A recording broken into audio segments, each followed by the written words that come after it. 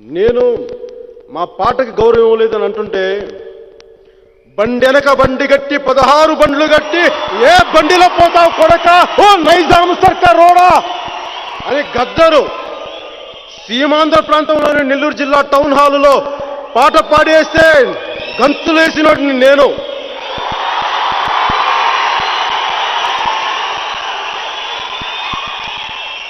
జమ్ జమ్మల్ మరి ఎయ్యకల్లా జరి జమ్ జమ్మల్ మరి ఎయ్యకల్లా జరి